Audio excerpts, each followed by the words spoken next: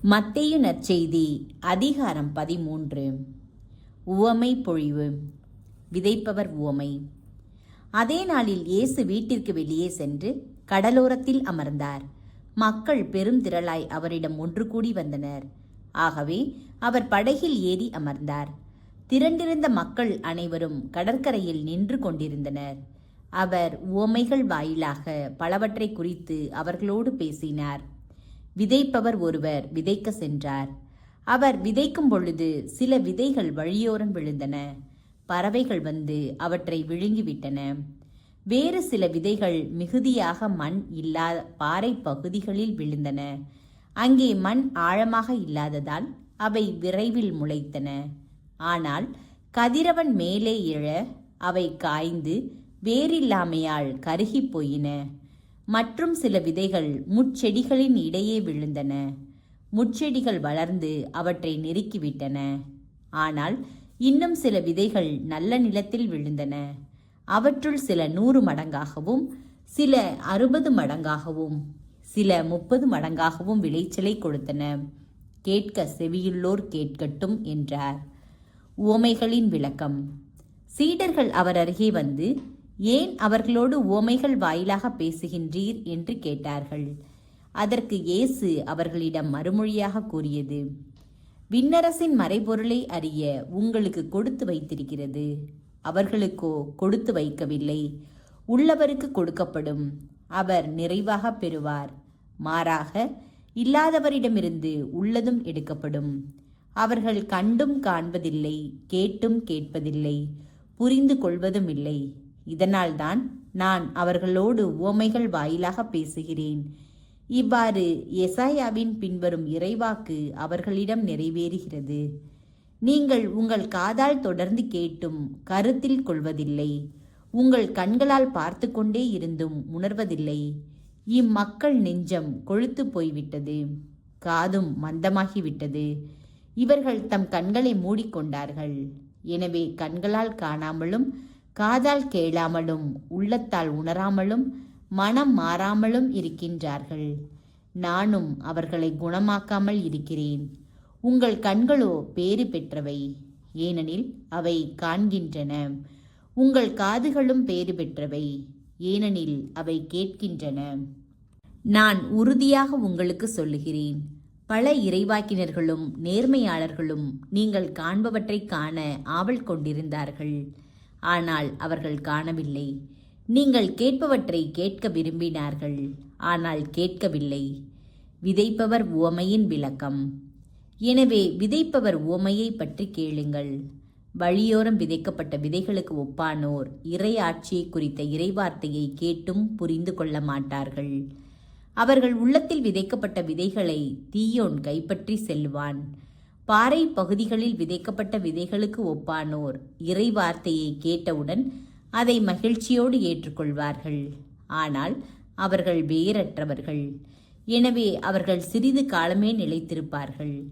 இறை வார்த்தையின் பொருட்டு வேதனையோ இன்னலோ நேர்ந்த உடனே தடுமாற்றம் அடைவார்கள்.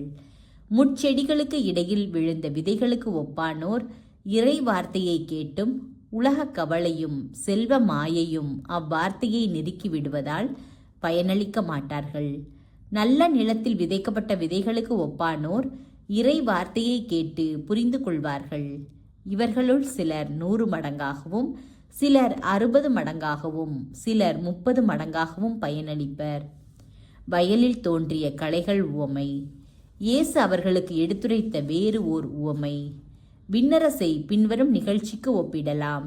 ஒருவர் தம் வயலில் நல்ல விதைகளை விதைத்தார். அவருடைய ஆள்கள் தூங்கும்போது அவருடைய பகைவன் வந்து கோதுமைகளுக்கிடையே களைகளை விதைத்துவிட்டு போய்விட்டான். பயிர் வளர்ந்து கதிர்விட்ட போது களைகளும் காணப்பட்டன. நிலக்கிழாருடைய பணியாளர்கள் அவரிடம் வந்து, ஐயா, நீர் உமது வயலில் நல்ல விதைகளை அல்லவா விதைத்தீர்? அதில் களைகள் காணப்படுவது எப்படி என்று கேட்டார்கள்.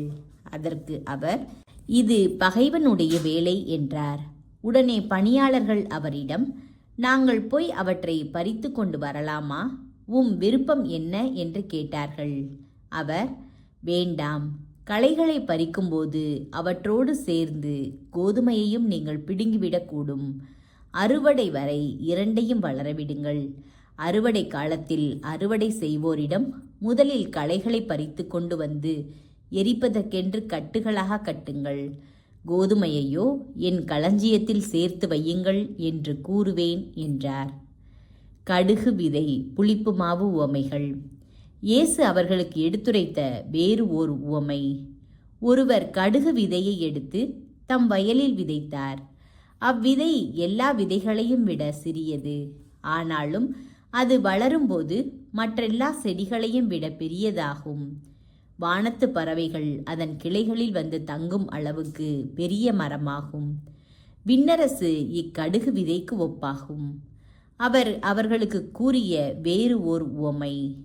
பெண் ஒருவர் புளிப்பு மாவை எடுத்து 3 மரக்கால் மாவில் பிசைந்து வைத்தார். மாவு முழுவதும் புளிப்பேறியது. விண்ணரசு இப்புளிப்பு மாவுக்கு ஒப்பாகும்.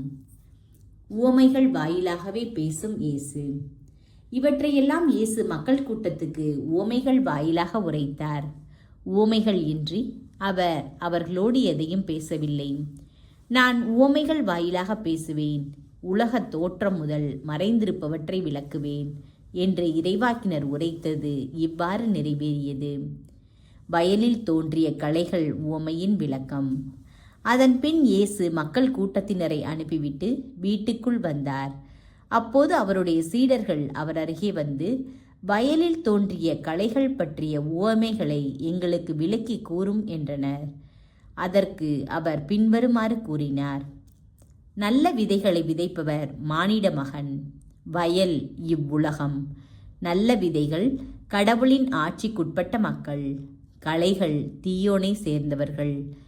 அவற்றை விதைக்கும் பகைவன் அழகை. அறுவடை உலகின் முடிவு. அறுவடை செய்வோர் வானதூதர். எவ்வாறு களைகளை பறித்து தீக்கிரையாக்குவார்களோ அவ்வாறே உலக முடிவிலும் நடக்கும். மானிட மகன் தம் வானதூதரை அனுப்புவார். அவர்கள் அவருடைய ஆட்சிக்கு தடையாக உள்ள அனைவரையும் நெறி கெட்டோரையும் ஒன்று சேர்ப்பார்கள். பின் அவர்களை தீச்சூளையில் தள்ளுவார்கள். அங்கே அழுகையும் அங்கலாய்ப்பும் இருக்கும். அப்போது நேர்மையாளர் தம் தந்தையின் ஆட்சியில் கதிரவனைப் போல் ஒளி வீசுவர். கேட்க செவியுள்ளோர் கேட்கட்டும். புதையல் உவமை. ஒருவர் நிலத்தில் மறைந்திருந்த புதையல் ஒன்றை கண்டுபிடிக்கிறார். அவர் அதை மூடி மறைத்துவிட்டு மகிழ்ச்சியுடன் போய் தமக்குள்ள யாவற்றையும் விற்று அந்த நிலத்தை வாங்கிக் கொள்கிறார். விண்ணரசு இப்புதையலுக்கு ஒப்பாகும். முத்து உவமை. வணிகர் ஒருவர் நல் முத்துக்களை தேடி செல்கிறார். விலை உயர்ந்த ஒரு முத்தை கண்டவுடன் அவர் போய் தமக்குள்ள யாவற்றையும் விற்று அதை வாங்கிக் கொள்கிறார். விண்ணரசு இந்நிகழ்ச்சிக்கு ஒப்பாகும். வலை உவமை. விண்ணரசு கடலில் வீசப்பட்டு எல்லா வகையான மீன்களையும் வாரிக்கொண்டு வரும் வலைக்கு ஒப்பாகும். வலை நிறைந்ததும் அதை இழுத்து கொண்டு போய் கரையில் உட்கார்ந்து நல்லவற்றை கூடைகளில் சேர்த்து வைப்பர், கெட்டவற்றை வெளியே எறிவர். இவ்வாறே உலக முடிவிலும் நிகழும். வானதூதர் சென்று நேர்மையாளர்களிடையே இருந்து தீயோரை பிரிப்பர். பின் அவர்களை தீச்சுளையில் தள்ளுவர். அங்கே அழுகையும் அங்கலாய்ப்பும் இருக்கும். முடிவுரை. இவற்றையெல்லாம் புரிந்து கொண்டீர்களா என்று இயேசு கேட்க அவர்கள் ஆம் என்றார்கள். பின்பு அவர், ஆகையால் விண்ணரசு பற்றி கற்றுக்கொண்ட எல்லா மறைநூல் அறிஞரும் தம் கருவூலத்தில் இருந்து புதியவற்றையும் பழையவற்றையும் வெளிக்கொணரும் வீட்டு உரிமையாளரைப் போல் இருக்கின்றனர் என்று அவர்களிடம் கூறினார். விண்ணரசின் அமைப்பு. சொந்த ஊரில் இயேசு புறக்கணிக்கப்படுதல். இவ்வுவமைகளை இயேசு சொல்லி முடித்த பின்பு அவ்விடத்தை விட்டு சென்றார். தமது சொந்த ஊருக்கு வந்து அங்குள்ள தொழுகை கூடத்தில் அவர்களுக்கு கற்பித்தார். அதை கேட்டவர்கள் வியப்பில் ஆழ்ந்தார்கள். அவர்கள், எங்கிருந்து இந்த ஞானம் இவருக்கு வந்தது? எப்படி இந்த வல்ல செயல்களை செய்கிறார்? இவர் தச்சருடைய மகன் அல்லவா? இவருடைய தாய் மரியா என்பவர்தானே? யாக்கோபு, யோசேப்பு, சீமோன், யூதா ஆகியோர் இவருடைய சகோதரர் அல்லவா? இவர் சகோதரிகள் எல்லாரும் நம்மோடு இருக்கிறார்கள் அல்லவா? பின் இவருக்கு இவையெல்லாம் எங்கிருந்து வந்தன என்றார்கள். இவ்வாறு அவரை ஏற்றுக்கொள்ள அவர்கள் தயங்கினார்கள். இயேசு அவர்களிடம், தம் சொந்த ஊரிலும் வீட்டிலும் தவிர மற்றெங்கும் இறைவாக்கினர் மதிப்பு பெறுவர் என்றார். அவர்களுக்கு நம்பிக்கை இல்லாததால் அவர் அங்கு பல வல்ல செயல்களை செய்யவில்லை.